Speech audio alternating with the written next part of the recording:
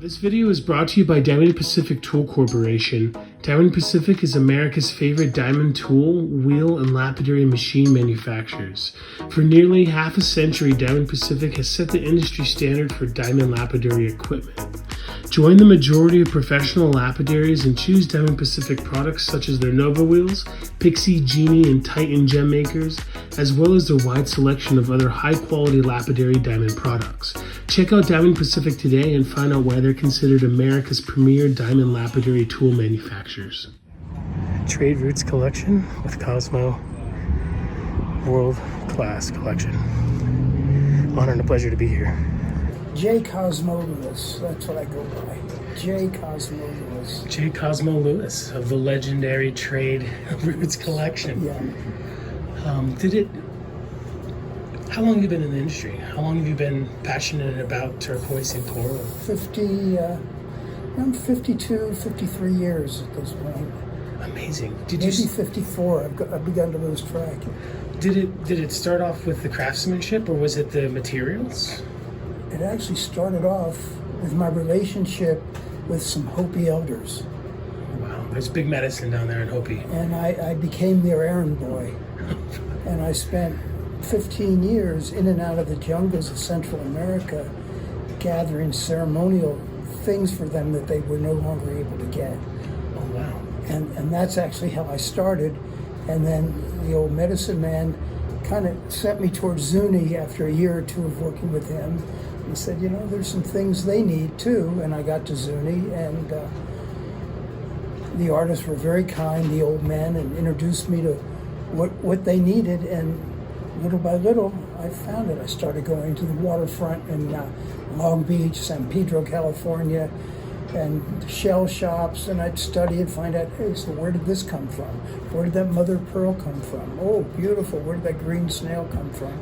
And little by little I found out, and eventually went to all those places and set up my own supply chain. Oh, fabulous. It was a lot easier then than it is now. Is it just, is it political reasons, or like boundaries look like just well, boundaries trade are tariffs? one. I mean, you know, the South China Sea is kind of the route back to the Western world, and various countries are fighting over the rights to that area. And yeah, it's just COVID caused a lot of trouble with international shipping. You know, there was just gluts. There were boats backed up for weeks at the harbors, and I used to be able to just put stuff on a boat, and got a picture of me putting stuff on a boat called the Philippine Princess. A few months later, get to Los Angeles, and my broker would help me clear it, and I'd get it here. So part of why I built a long supply that will go into the next generation is because how is a young kid going to go to 10 different countries, find a connection, then figure out how to ship it back here?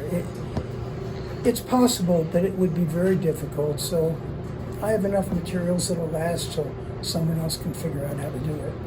Amazing. You have an amazingly educational Instagram page. Thank you. Could you tell the folks at home what is it called? TradeRoots.com. Perfect. And yeah, I've been really surprised at the feedback we've gotten. And my daughter runs that Instagram, and that's kind of part of her education into the business when she's eventually doing what I do. But I was a judge for Indian market, and I'm involved with the standards for Indian market for Swaya. So I was there receiving all the jewelry and making sure this was this, everything was what it was supposed to be. And all these guys saying, "Oh, I know you from Instagram. I follow you on Instagram," and it was really funny. And they said, "Yeah, we really like seeing your stuff." So it made me feel good, and it made me realize that education is important. Even though I tell a story that I don't realize, it seems like everybody should know this, but it turns out they don't. Yeah, and I know you're very passionate about quality. You know, the education's super important because a lot of people want folks to just accept that this new stabilized, this glue-filled turquoise, the turquoise flavored glue and the glue flavored turquoise is all that there is. It's all you can do, and that's what should be the new norm. And you're really passionate about that not necessarily being the case. Well, I am, because in the long run, it really hurts the whole industry, because a lot of that will get sold as natural turquoise. Oh, yeah. Things will get sold in a way that then somebody buys something that they think is something else. They get home, they want their insurance company to insure it. The insurance company says, "Well, this isn't actually what you said it is." So people will then lose faith in the Native American part of the industry and the whole thing. So yeah, I push for the natural, and even stabilized is okay, but I try to explain. There's good and there's bad stabilized. Exactly. I try to explain that they're stabilized, but then they're stabilized that's been shot with color to make it look a certain way. You know, your basic stabilized is just hardening the product, which is what 95% of the product needs. Have you had to tell a few people that their beloved heirlooms are not what they think they are? Often. I know it happens. I think I've experienced it a few times. I'm sure you've experienced it a lot more than me. I get messages with, "Could you please help me? You know, I'll pay you to appraise this and that." And I said, "No, don't worry. I'll tell you what I see." And That their prized family lander might happen to be Bamboo Mountain yeah. or Cloud Mountain or another, which can also be good material, but It's not what they think it is, and coral's the same way. There's the people that dye this bamboo coral and all this coral are getting better at it. It used to be you could see it; it was just so obvious. But today they're dyeing it very well, and you've got to know And what I ultimately tell people is, the only thing you can do is trust the dealer you buy from. Whether it's finished goods, raw materials, it doesn't mean they can't make a mistake. But should they make a mistake, they'll stand by it. absolutely. If it isn't what they say it is, they'll say, "Fine, bring it back. We'll give you credit." Yeah, I mean, I'm sure you stand behind your product so much that, oh, they bought it 5 years from now, they don't love it, bring it back. You're going to find a new home. Well, I tell people when I ship stuff, and I'm amazed at how much I ship via the internet business. And I tell them, you're buying this from photos. If it's not exactly what you think or want, send it back and we'll start again. It's so easy to be easy. Yeah. Do folks ever dye Mediterranean coral? No, but the one treatment I have seen done is people taking Mediterranean coral. It's nice coral, kind of a tomato red, and they heat it in a way that it turns orange. Oh, wow. Just naturally. Yeah, I only know Well, not one naturally. guy who I've seen do that. But it's still natural, but it becomes orange. Would you There's- consider it enhanced? It's a tough one because there's no flux like with rubies or cornelians. You're adding a quote-unquote flux. It's not a dye. It's nothing red turning it red, but it is something added to turn it I red. mean, when they do the iridation or whatever they're doing. Yeah, and just heat quote-unquote heat treatments, especially with Yeah. rubies, and they're putting a quote-unquote flux on it to make it. I call that enhancement, but just sheer heat, is that enhancement? I don't know. I don't know. It's not natural the way it came out of the water, so it's it's kind of the King Solomon story. Split it in half and decide. But I would, if I liked it, I would accept it. I wouldn't argue about it. But otherwise, they really don't enhance it. Sometimes when the coral is polished, part of the polishing technique is to use a certain amount of wax in the buffing process, like you use Zam or Yes. white diamond. Those are classics for turquoise. Yeah, and so there's in Italy they have a little bit of a wax procedure. I They think Triple do. E's their wax Yeah, product. but it's not treating it. It's not changing it. Before we came over here actually maybe a couple weeks ago, Randy I didn't know that you judged for the Indian market, but you do currently right now have a prize for an event? Yeah, I do an award, a Lapidary award for excellence in lapidary, and I actually don't remember how much it is this year, but I know a couple of years it was in the thousands. Fabulous. So I don't know. And I don't know who won it this year. I mean, if an artist comes in with $1,000 prize and he gets $1,000 worth of coral, turquoise, mother of pearl, by the time he puts that in jewelry, he's going to turn that into $50,000 worth of finished goods. easily. It's exponential. Do you so you used to supply a lot of inlay artists all around the Southwest? Yeah, well, and I still do through my various, I have outlets. I have outlets between Albuquerque and Flagstaff, pretty much every supply house between here and there. At this point, I don't even sell to anybody. They give me a concession. I keep them filled up with the whole palette of shells and coral, and they pay me as it sells. It's an easy way for me because I don't like to sell. That's fabulous. I think of myself more in the service industry than the sales Oh, I industry. definitely agree. Yeah. So yeah, and I have many of the very high-end artists come in to see me. In fact, the fellow you saw outside had a piece of showing me a piece he just finished with, a piece of Lone Mountain that he paid $4,000 for this stone, and it's in 22 karat gold. I mean, it's just phenomenal. Oh wow. That he's a good customer, and but I have a lot of high-end guys who just want to come in here and be able to pick, because I couldn't possibly put all of that higher end stuff out in the various through the supply chain. Oh, for sure. And sometimes high quality piece of turquoise isn't just the color, but it's also it being silicated and something you kind of have to touch. And someone who's really in the market for that high quality stuff, it's not too much for them to fly from Tucson to Santa Fe to come visit you. And I have people truly that come from all over the place that way.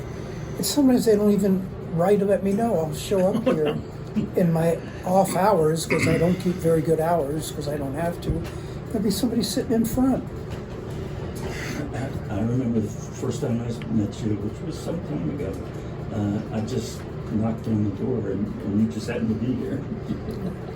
Hey, I'm not young. I'm going to be 80 years old my next birthday. Oh, congratulations. Thank you. So I've been buying and selling antique and estate jewelry for 49 years, and I often run across vintage Carl, and whenever I've had some debacles with the goldsmith where I would hand a piece of Victorian Carl over to them, and they would gently polish the gold, and then they would put it into a speed bright or steam it, and the Carl comes back with a white haze to it, and it looks spindly, where it's as if some type of finish has been removed from it.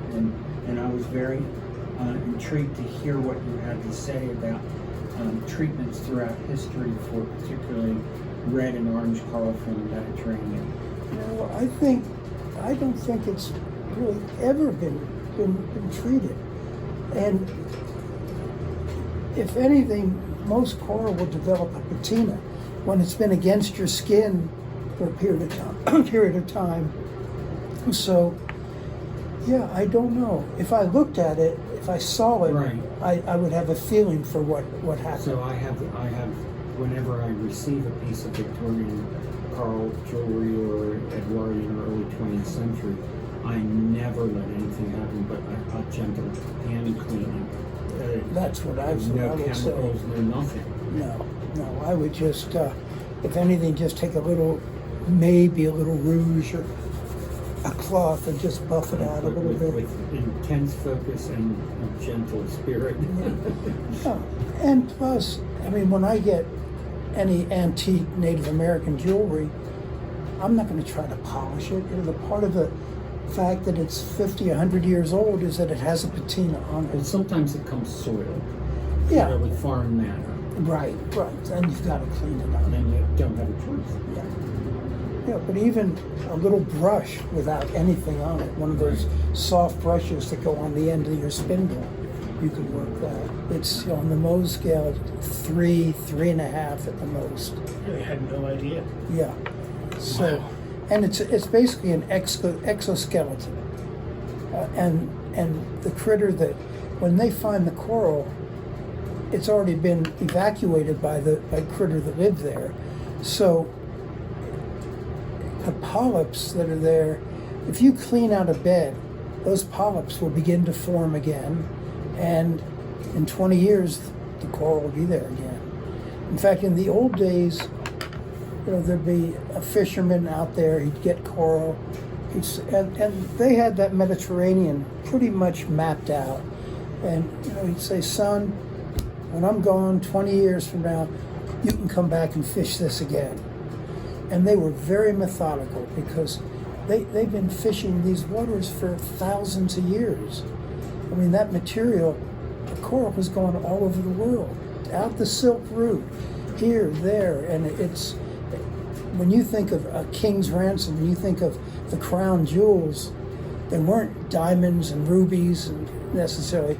There was coral in there was turquoise in there was amber, there was carnelian, there was mother of pearl.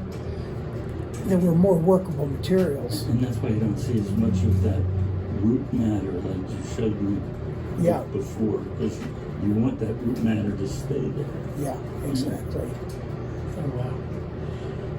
Besides coral, you're obviously super passionate about turquoise. Yeah, I love turquoise. We could talk for 300 hours about turquoise, but I'd like to pick your brain because you have something that I can't find anywhere but one small shop here in Santa Fe, and it's that extremely high-end Chinese that you have on your shelf. How did you get that? You're obviously from Santa Fe, so you know Daniel Lepaki, you know the other gentleman. Danny and I were friends years ago when we both lived on the reservation. Oh, wow. We knew each other from there. I guess he came. I think he got back from when he was in Vietnam, I believe. When he got out of the army, he moved over to the Gallup area. He lived pretty deep on the reservation, and I was living right next to Zuni, and we got to be friends then. In fact, he taught me a lot. Taught me how to drill. I can't say he taught me successfully because his technique is. I've tried a lot of his techniques. I've never successfully done that. I started as a bead maker in the early 70s, and after a while, I knew I'd starve. I just, every third bead. Yeah, this is nice Bisbee beads. But to answer your question, a fellow who taught me the turquoise business, a fellow named Dale Benedict, whose wife was a sorter in Kingman. So he had great access, and he was a pilot. So he used to fly some of the big shots around, Gilbert Ortega. This is in the old days, in the 60s. And so he taught me the turquoise business, and I began to have a little of his turquoise when I was in Zuni with my shells. But over the years, I acquired a lot of his turquoise, but when he passed away early, he's my age, he shouldn't have left so soon, but when he passed away, basically his wife had me appraise his collection, and then I found out he had really been keeping the good stuff. Yeah, that's like everybody, anybody in this, in the turquoise realm, it's hard to let go of your best, but I ended up with it. And he went to China early, probably 80, 81, maybe 82. So this, what I have, amongst a lot of others, but that's where I got my super, super high-end spider web. I've only seen pictures, and that blows my mind. That piece up there is just stunning. Do you think that there's any more of that in China still? It is. There's a huge amount of dealers now on the internet on selling kilos of stuff. Most of it it's marginal. It's not great, but I think it's still there. In fact, the gentleman who first introduced Danny to the Hubei province, who was an oil explorer and had been living in China on and off for 17 years, and he knew that, took Danny there. But he was here yesterday to talk to me. I wish he was still here, because you'd have a good conversation with him. I live in Taos. Maybe I'll definitely message you before I bug you, but I would love to talk to you some more. It's literally probably the worst time to ask to talk to you this weekend. It's Santa Fe Indian Market. It's so everybody's busy. You're booked here in 10 minutes. It's true, but come down sometime, and you can actually do a nice video. We can walk around and talk. It'd be an honor and a pleasure. Is this still running? Oh, yes. Oh. I could edit it. There hasn't been anything to edit so far. Good. You're a busy man. Before we get going, I just want to say, folks, if you guys have any questions or comments, definitely check out his Instagram page. It is one of my all-time favorites. I think I've watched every single video that you put out. It's stunning. All the links to that are going to be down in the description section. But can you show us your favorite piece, maybe in this room? I can do that. And of course, this little case is what I call my pet rocks. And as much as this huge piece of turquoise is what it is, this is just a fabulous piece. You look at it out here and it's all brown, but this is just a tight, tight spider web. Incredible. And I don't think there is a lot more there, but they're digging up new claims every week, so it wouldn't surprise me.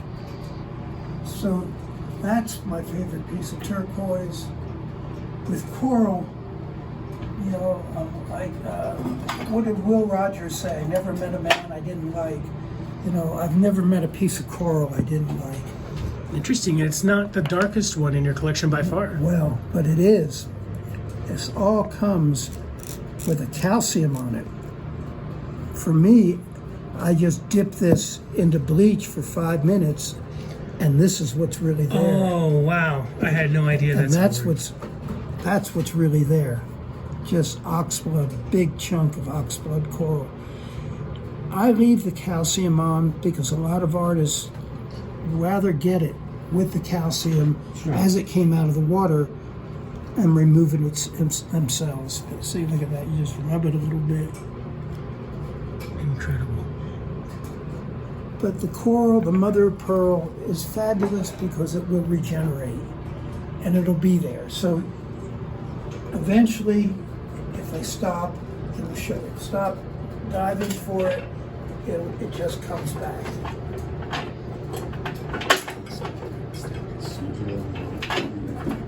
Yeah, if anyone sees that sugilite over there and you want to know more, he just put out a great video on sugilite. And a lot of that sugilite is sold, so I don't have nearly what I had of sugilite. There were a couple of big players who really, really wanted it. There's some amazing pieces of azure malachite up there too. That's always been, the azurite malachite has always been That's one of my favorites. my favorites, and it's such an underappreciated stone.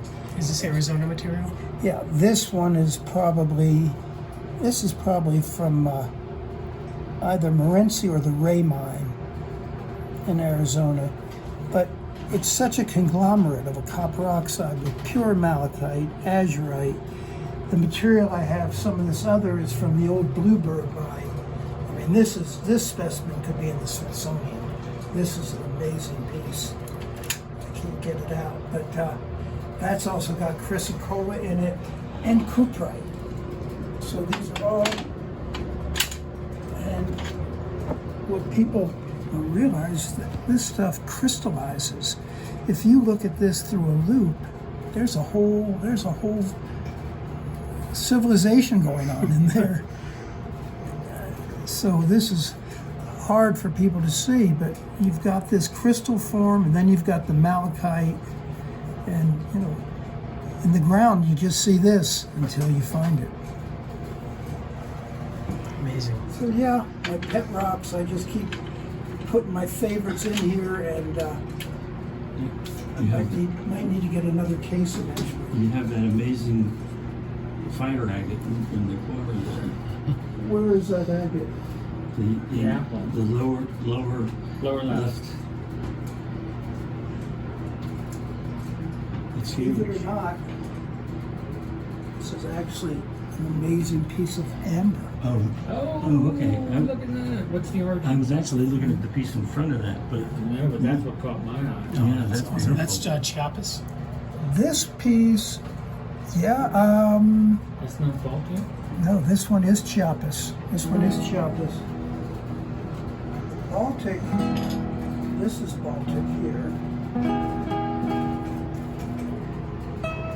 And the Tibetan people really like the kind of butterscotchy material for their beads and their ceremonial things. In this country, the clear amber is way more Yeah, it's more popular. desirable. Yeah. The Victorians wore and graduated oval beads, and they actually carved the clasp out of the amber and hollowed out. They're like little threaded, right? ivory, Uh-huh. ivory bone center screws, and they were incredible. Cosmo, I can't thank you enough for your kindness and chatting with everybody. Good. It's been an honor and a pleasure, and I can't wait to talk to you some more. Yeah, just call me when you're coming down. Let me see if I've got a card in here. You know, I love that you gave us time. Thank you. You know, That's it's so easy to Can't be. It's so retreat. easy to be easy. Yeah. Yeah.